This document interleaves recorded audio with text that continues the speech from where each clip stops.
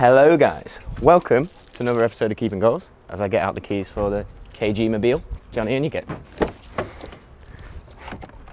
So today on Keeping Goals, we are going to show you the right nutrition and diet for a goalkeeper. Let's go, bye.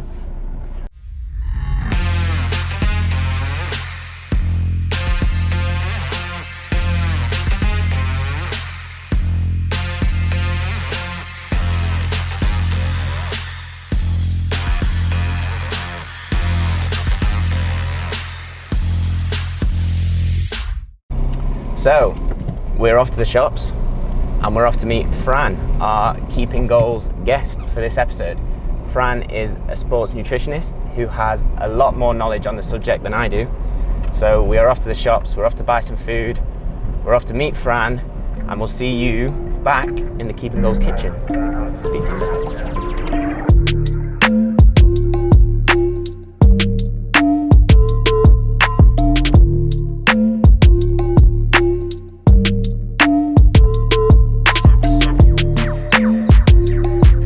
1 hour later.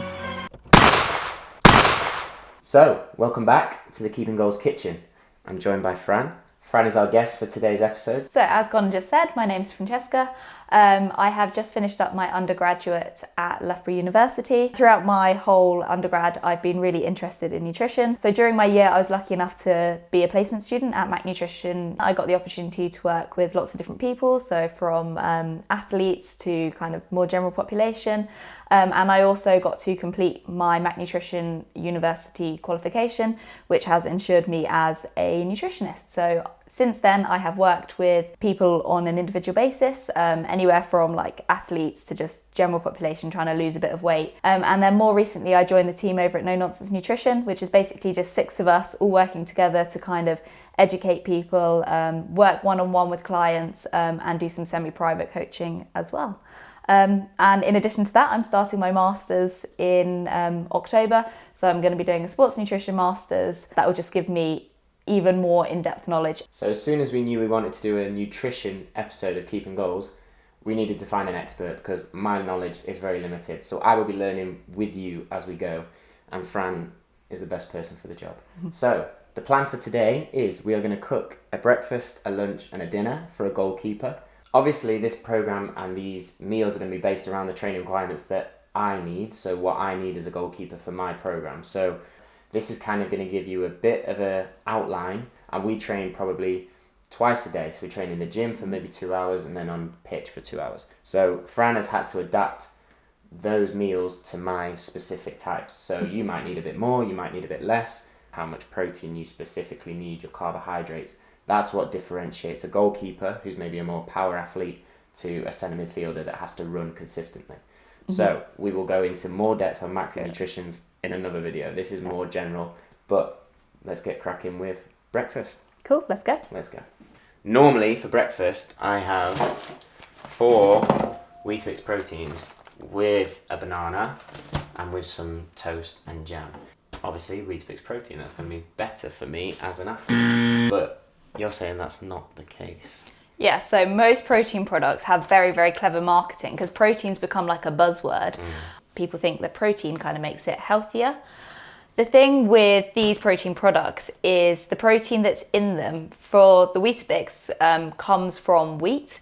And whilst that is a source of protein, it's not got all of the quality amino acids, which are what proteins are made up of. For athletes and general population, high protein is kind of recommended for breakfast. You want to be looking at getting sort of 4 to 5 servings of good quality protein throughout the day. In these, for example, there is only, I believe, 12 grams of protein per 2 biscuits with a little bit of milk, bearing in mind that some of that protein is coming from the milk. And a good quality protein serving is going to be around about 25 to 30 grams. So you can see already that you're lacking quite a lot from the amount of protein as one and quality protein as another. So most quality proteins, so proteins that include all of the amino acids that you need, come from things like meat, dairy, eggs, etc., rather than things like grains and vegetables that do have protein in. They're just not complete protein sources. So that leads us on to your choice for a goalkeeper's breakfast.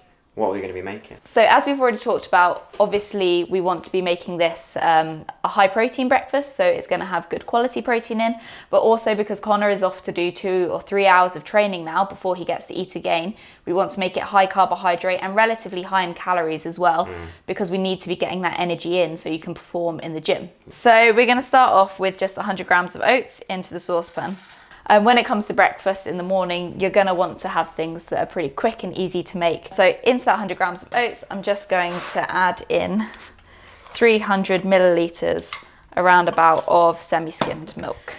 Because obviously you have whole milk, semi-skim milk, and then skim milk, I've always believed that skim milk is the best for me because it's the lowest in fat. You want to be as lean as possible, powerful. As an athlete, you want less fat if you're drinking lots of milk, but you're pouring in semi-skimmed as opposed to skimmed. So it's a really common misconception that eating fat is going to lead to making you fat. So as long as your calories are kind of at your maintenance level, then you're not going to be gaining fat. It's kind of energy in versus energy out. And whole milk and semi-skimmed milk, having a little bit more fat, actually have numerous benefits to you. So that's why we've gone with semi-skimmed today. And a really easy way, if you did need to get some more calories in, if someone was looking to gain some size, is just to swap to whole milk. There is a bit of protein coming from the milk there, and that is definitely good quality protein. To make up the grams of protein to get us to a good quality size serving, we're going to have an omelette on the side as well. Brilliant. So do you just want to crack in 3 whole eggs into that little bowl there? So do you want all the egg white? Which do you want? Again, it's a very common misconception that the egg yolks are kind of bad for you, or eating too many eggs is bad for you. But because for you we want to make this quite a high calorie meal, there's no reason for us to be avoiding the yolks. There's no kind of negative health consequences with eating the yolks. The only thing I would say is if someone wanted to reduce their calories, so if their goals were looking to lose a little bit of weight or fat, then maybe taking the yolks out, because they're the most calorific part of the egg. But for you, because we're looking to have quite a high calorie breakfast, 3 eggs is perfect. So we're just going to stick the oats on over the back so that they can be bubbling away nicely behind the scenes. And then we'll come on to cooking our omelette. So just in a non-stick pan, just stick a little bit of oil in there. It's really important just to stop things kind of sticking. So if you just pour the eggs straight into the pan. So with the omelette, is it just eggs? Are we adding anything in it? Obviously, based on people's preferences, you can make it a lot more fancy. So you could add kind of onions or garlic or herbs.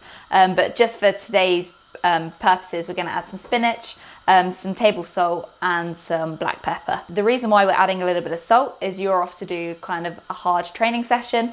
So we want to make sure that you kind of have adequate levels of salt so that you don't start cramping or muscle fatigue too prematurely. Similar to the milk, you often think fat and salt are things that you want to be reducing, but you're saying as an athlete those are necessary factors that you need to include in your diet for recovery and for making sure that you're rehydrated and all those kind of things. Yeah, absolutely. Are we adding to the oats? Is it just oats? What would you suggest? So to our oats today, just because we want to add a few more calories in and also some healthy sources of fat in addition to the eggs, we're going to add some peanut butter, and then to add to the carbohydrate content, we're going to add a banana. Are there any other alternatives, for example, if you're allergic to nuts, for protein, or is it something that... Yeah, so peanut butter is actually not particularly high in protein. It's kind of more of a fat source, but if you're allergic to nuts, for example, you could sprinkle some seeds across it, or you could increase the fat content of the breakfast by using something like whole milk. So we've put a tablespoon on today, which is around about 15 grams, 15 to 20 grams. We get to eat it now.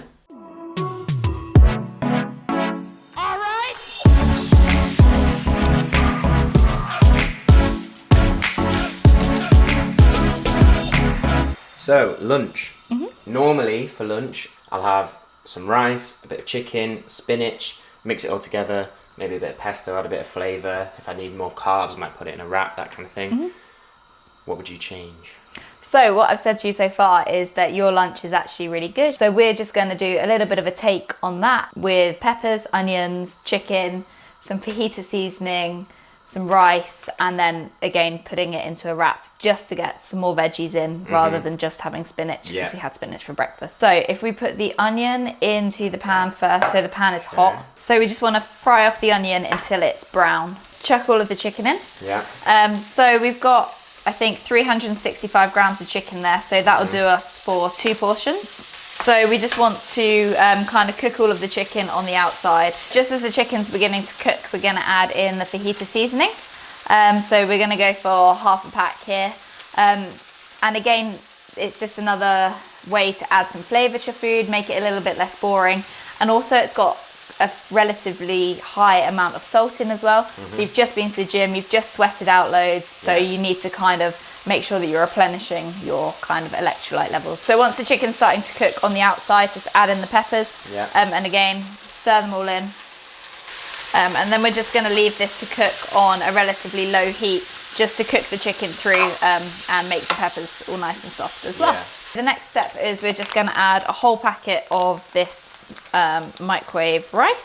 See, again, that's white rice. Yes. Normally, I'd be thinking that whole grain rice is better than white rice, and I would try and avoid the white rice. Yeah, so white rice is actually a lot easier to digest for you. So because you've just come back from your gym session and you're going to be going out for your pitch session later on this afternoon, you want to be able to get all of those carbohydrates kind of into your system. So you want to be able to digest them, replenish your glycogen levels from your gym session, and also refuel for your pitch session.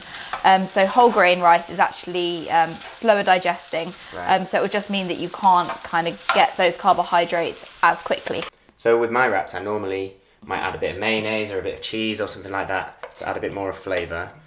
How's that? Is that okay? Again, coming back to just meeting your calorie needs. So if you did need to add some more calories into a meal, then obviously mayonnaise would be a good option, or cheese. Something like cheese would be really nice with this fajita wrap, actually.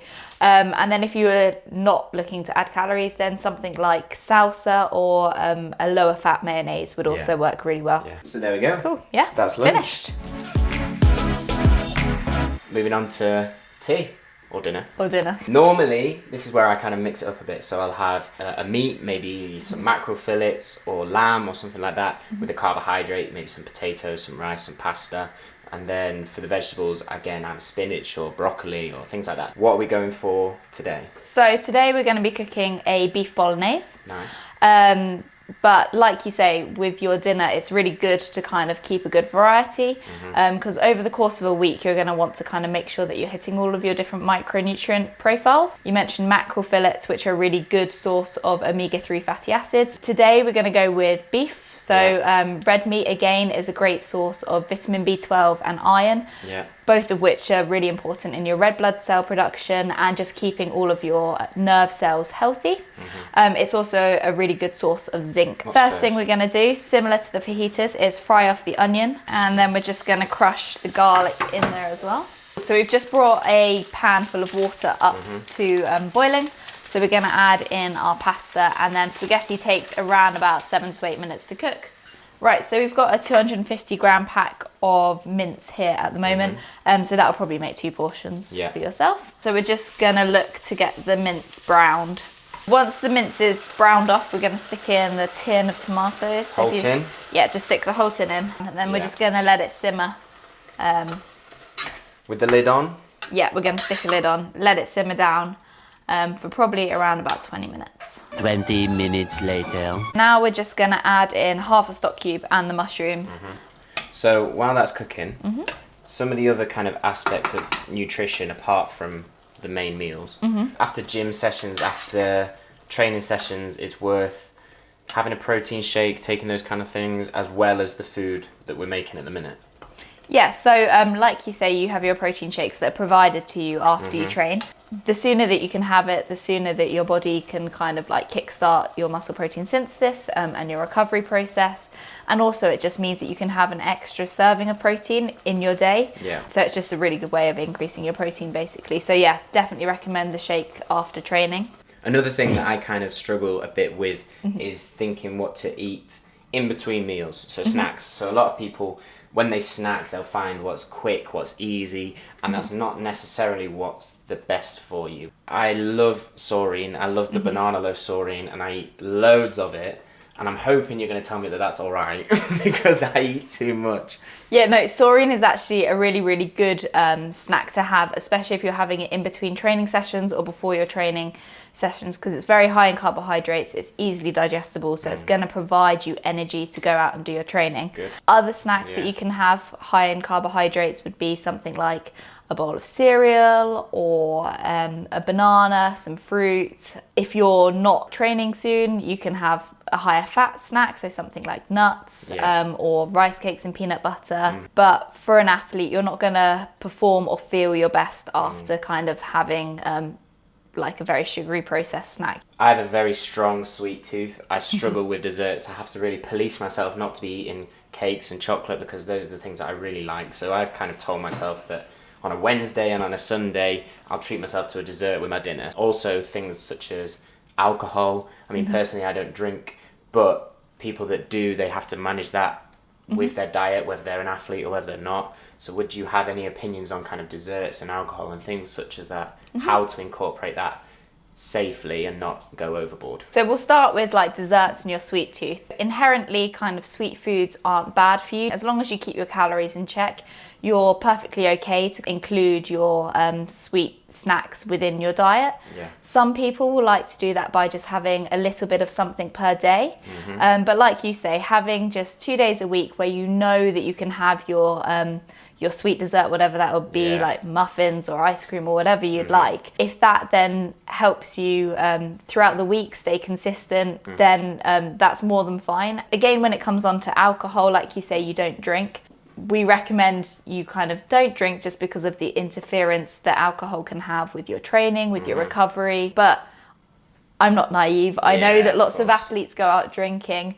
So it's just kind of making smarter choices. So whereas you might go to the pub and have, say, like 3 or 4 beers, that really quickly adds up to around about 1,000 calories. Right, yeah. So lower calorie alternatives, not that I'm recommending anyone go out and drink, but things like clear spirits with like a diet mixer. So a vodka and Diet Coke or a gin and diet tonic, that sort of thing is only kind of around the like 100 calorie mark for the drink. The other thing we recommend that you do if you are going out drinking is making sure that you have your protein covered for the day. So before you go out, make sure you have a meal, make sure you have some food inside you, and make sure you have some protein. That's just going to stop the alcohol interfering so much with the recovery process from your exercise. And I suppose the final thing is just hydration. Like everyone knows, you go out drinking, just make sure that you have a good amount of water, A, when you get back in, and B, the next day before you kind of go train again. So there we go. Cool. So if you just stick about half of that on the top there. Yeah. Yeah, perfect. And kind of similar to the wraps earlier, if you wanted to add some cheese or something on top as well, then that would be absolutely fine. Brilliant. So cool. Well, they're all quite simple meals. They're very easy to cook, very quick to cook, so it fits in with my program. I think in the past I might have stuck to certain recipes because I know they're fast and I know they work. Yeah. But to also chat to you and to find new recipes that help and that are better for me but are also still quick to cook, quick to eat, that's kind of perfect for an athlete's day-to-day lifestyle. And this you can easily cook up in like a big batch. We only use 250 grams, but you can buy the big packs and mince and just keep it in the fridge and it'll keep for at least 4 days.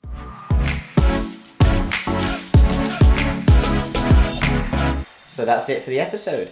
Thank you very much for tuning in to Keeping Goals. Thank you to Fran.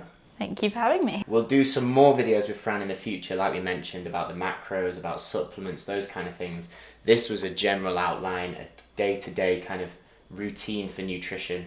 But if you have any more questions, where can people find you, Fran? So I'm over on Instagram at Francesca_Bolt. So if you've got any questions, then my email is in the link in my Instagram bio. So you can just shoot me across a message. As a team, No Nonsense Nutrition put out loads of information over on their Instagram as well. So again, that's No Nonsense Nutrition on Instagram. And we also have a free Facebook group as well that you can feel free to join and ask any questions in that. So yeah, that's where to find me. Ping all those up. You can go and have a look and send any questions you want to Fran. Leave them in the comments. Let us know what you think. But like, subscribe, all those kind of things. And we'll see you in the next one. Cool. Speak to you in a bit. See ya. It probably needs to brown up a little bit more. Yeah. Well, Pete, you're allowed to talk. Pasta's ready. Yeah.